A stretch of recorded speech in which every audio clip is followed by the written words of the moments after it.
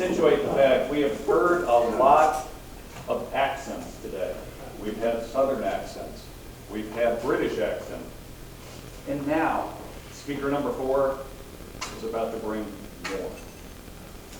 We don't notice our own accent as it sounds normal to us. However, accents from other regions sound distinct and exotic. But what accents might reveal about people or their history? Please welcome Toastmaster Eugeniu Rotari and his speech titled, Accents Are Worth 1,000 Words. All right.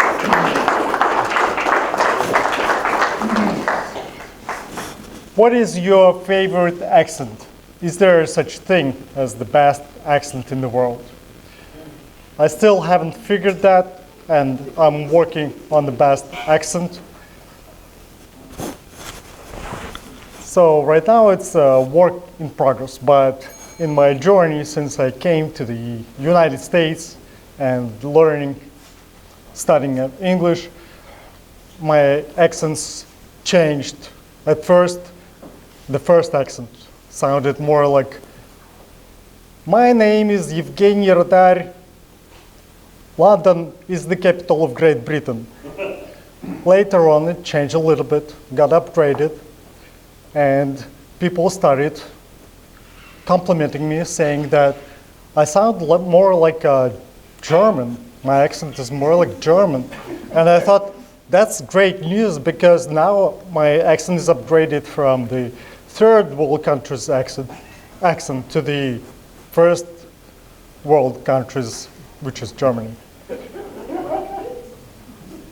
But there is some accent which I cannot get rid of, and it's probably in my genes.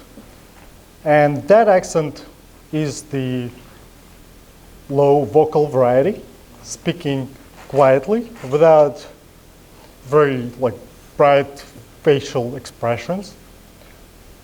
For example, if somebody's asked me how my day is going, I would say it's okay, yeah, nothing special, but trying to blend in and trying to be unnoticed.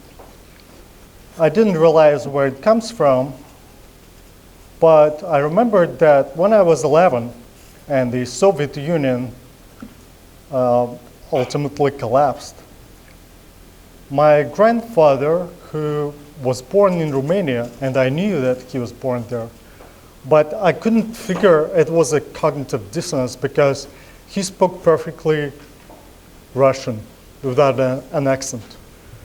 In 1991, after Romania became official language of my country, Moldova, a student met him on the street and asked him, he greeted him and said, "Bună ziua, domnul Veniamin," without an accent. And my grandfather answered, also without an accent. Yeah, I was shocked. And then I thought that I missed something in the history. I asked my parents, and they actually told me this story. After the Soviet Union conquered a part of Romania in 1939, before the Second World War, with the pact known as Molotov-Ribbentrop, where Soviet Union just decided to take a part of the Eastern world. My grandfather, who was a CPA, grandfather, was sent to Siberia because he was blackmailed, and it was now common in the Soviet Union to just say something nice, something like, bless your heart, go to Siberia, go to Gulag. So my grandfather was sent to Gulag for 9 years. It was a miracle he came back. His son, my grandfather, helped him get out of there. But in the Soviet Union, the walls, we might say, had ears or microphones. Not these ones. They had no blue lights. But people preferred to not be distinguished in their area. So everywhere around Soviet Union, people had just one accent. There were no southern Northern, Georgian, or Moldavian. After my grand-grandfather came back, everything seemed to be normal, but my grandfather never gave up that he had relatives in Romania. His sister lived in Bucharest. Because just the fact that you have relatives abroad could mean that you're not very loyal to the regime. So it was best to blend in. However,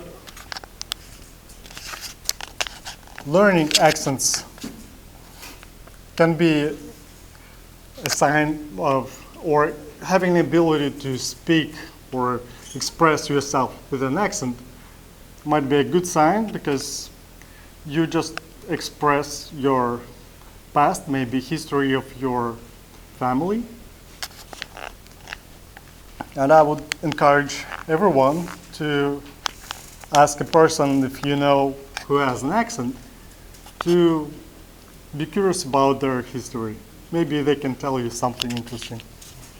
Thank you, Toastmasters. Yes.